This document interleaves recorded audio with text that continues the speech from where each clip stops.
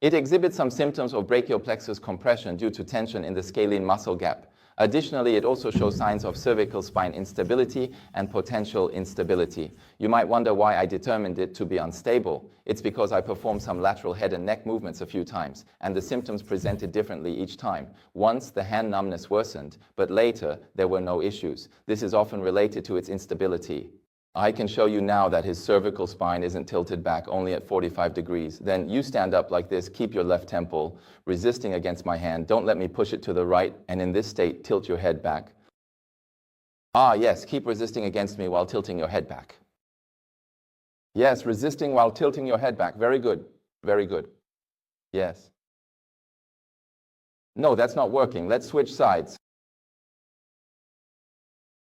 Hey, don't let me push you over. Come on, 1, 2, 3, yes, keep resisting. And at the same time, tilt your head back. Very good. Yes, yes, don't let me push you over. Resist, come on, resist against me while tilting your head back. Okay. May I ask, when I push his side and have him resist while tilting his head back, has the angle of his head tilt improved? That's why I say that the problem with the majority of personal training clients' foot massages is that they are tight but weak. And between tightness and weakness, weakness is the more significant factor. It accounts for a larger proportion. Because of the weakness, it manifests as tightness, which in turn results in restricted joint movement. So if you don't have the ability to discern this, most people will choose to relax the muscles. After you relax them during exhalation, there will be issues with the contraction of the pelvic floor muscles and the transverse abdominis. It can't push the internal organs upward, and as a result, after you relax the scalene muscles, the internal organs sag even more. In such cases, it can easily lead to organ prolapse. So you see, when I ask it to maintain resistance for me, does its scalene muscle need to exert force? Exactly. When the scalene muscles tighten, you'll notice that its flexibility is released. If the scalene muscles were truly tense, when it maintains resistance against me, its head tilting angle would be worse. Because it's already tense, when you make it tighten, it can't tilt its head back any further. In reality, it's due to weakness, which is why it appears tense. Both sides of the scalene muscles are weak, lacking strength on both sides. However, it might be, for example, due to long-term side sleeping, or with the right side down, and the pillow being too low. In this situation, the right scalene muscles are in a shortened state for a long time. Do you understand? It's like sleeping on one side with the right side down and the pillow too low. This situation can occur. Do you sleep like this? Sometimes I can assess a person's breathing, watch them walk a few steps, and then I can tell them all about their daily habits. I can tell them how they sleep, how they stand, how they sit, which side they cross their legs on, which leg is on top, and when they sleep on their side, which leg they use to drape over a blanket or a person. This can be observed because these things can't be faked. His usual movement habits leave some historical traces on his body. In his case, someone with a lower skill level might directly work on relaxing the scalene muscles, and after relaxing them, his hand numbness would improve. If you have a higher skill level, you can directly train him. And if you're not sure you can train him well, I can also teach you an intermediate method, which is to do eccentric contraction exercises for the scalene muscles. Doing eccentric contraction exercises for the scalene muscles can also help. Sit here and I'll teach you. Then, slide your hand down along the mastoid process, and the first thing that hits your hand is the first rib. After reaching the first rib, press down on the first rib. Once you've pressed down on the first rib, have him tuck his chin in a bit, then use 30% of his strength to resist against me. In the end, my strength should be greater than his, pushing it over. The force was too strong.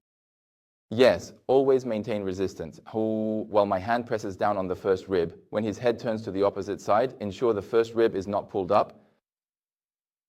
At this point, it specifically targets the eccentric contraction point of the scalene muscles.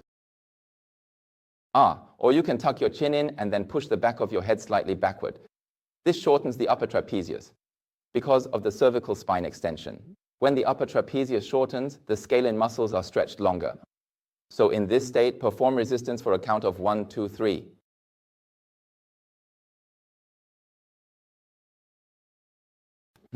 Let's do it again. Exhale, exhale. When you exhale, the first rib will also lower. Come on, 1, 2, 3, exert force.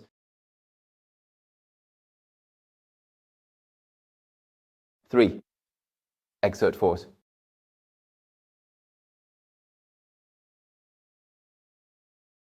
4, we will do it 7 times in total. 1, 2, 3, exert force.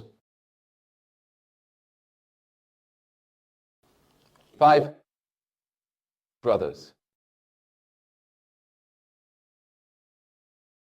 6 come to stand apart.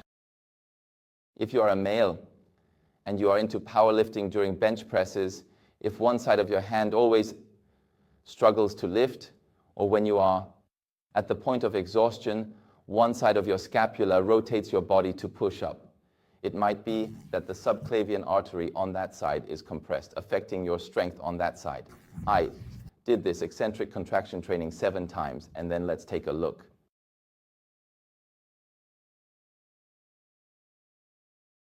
Okay, let me ask a question. Suppose this person has been sleeping on their side with the right side down for a long time, and their head drops down due to gravity, stretching the left side while the right scalene muscles are shortened over time. In this case, if I strengthen the lengthened muscles and shorten them, it would mean that the scalene muscles on my right side are also lengthened. Can you understand this? No problem, right? So next, I will work on the left scalene muscles, strengthening them, which naturally stretches the right scalene muscles, preventing them from being in a shortened state. At this point, the numbness in the hand might also improve.